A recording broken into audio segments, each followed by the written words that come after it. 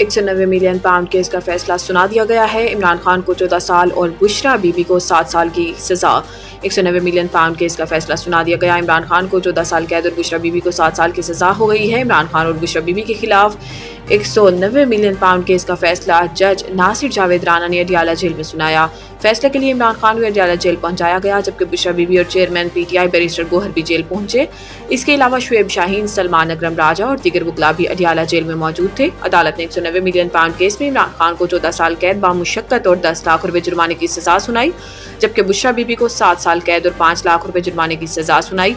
जज ने अपने फैसले में कहा कि अगर इमरान खान जुर्माने की अदायगी नहीं करते तो इन्हें मजीद 6 माह कैद की सजा होगी, जबकि बुशरा बीबी अगर जुर्माना अदा नहीं करती तो इन्हें मजीद 3 माह जेल में गुजारना पड़ेंगे।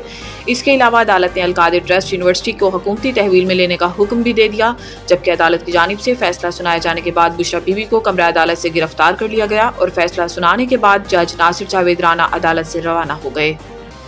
9 मई मुकदमात में नामजद मुल्जिमान की मिलिट्री कोर्ट से सजाओं के खिलाफ अपीलें। 9 मई वाक़यात में नामजद खैबर पख्तूनख्वा से 27 मुल्जिमान ने मिलिट्री कोर्ट से सजाओं के खिलाफ कोर्ट ऑफ अपील में काजी अनवर एडवोकेट और बैरिस्टर सरवर मुजफ्फर की वसातत से अपीलें दायर की। कोर्ट ऑफ अपील में दायर की गई अपीलों में मुल्जिमान की जानिब से मौक़िफ़ इख्तियार किया गया है कि 9 मई मुकदमात में अपील कुनिंदगान गिरफ्तार हुए और इनका ट्रायल मिलिट्री कोर्ट में चला।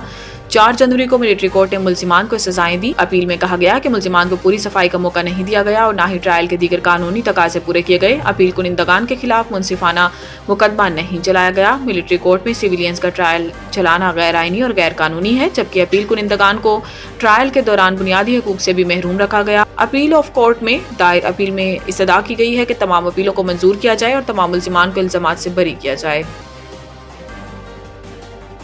सिंध काबीना ने 8000 इलेक्ट्रिक बसें चलाने की मंजूरी दे दी। जुमेरात को वज़ीर आला मुराद अली शाह की ज़ेर सदारत सिंध काबीना का 4.5 घंटे तवील इजलास हुआ।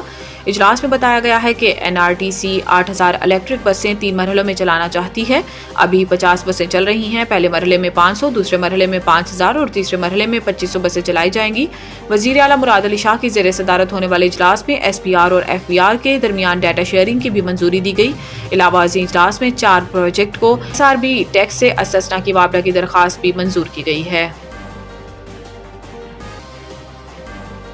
अडियाला तो बहुत अहम जगह है। Chief justice Peshawar high court के केस में मुस्कुराते हुए रिमार्क्स। पेशावर हाई कोर्ट के चीफ जस्टिस इश्तियाक इब्राहिम ने 13 लापता अफराद के केस की समाअत की, जिस सिलसिले में एडिशनल एडवोकेट जनरल इनाम यूसुफजई और deputy attorney general Ubaidullah Anwar अदालत में पेश हुए। दौरान समाअत 3 लापता अफराद की रिपोर्ट्स अदालत में पेश की गई हैं, जबकि एडिशनल एडवोकेट जनरल ने अदालत को बताया कि वसीमुल्लाह की गिरफ्तारी मर्दान सेंट्रल जेल में जाहिर की गई और मोहम्मद सलीम की गिरफ्तारी अडियाला जेल में जाहिर की गई। इस पर चीफ जस्टिस ने मुस्कुराते हुए कहा कि अडियाला तो बहुत अहम जगह है, ये शुक्र करें कि गिरफ्तारी तो जाहिर की गई।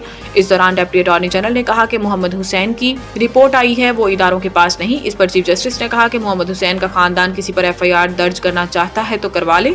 बाद अदालत ने 10 लापता अफराद से मुतल्लिक रिपोर्ट्स एडवोकेट जनरल और अटॉर्नी जनरल से तलब कर ली।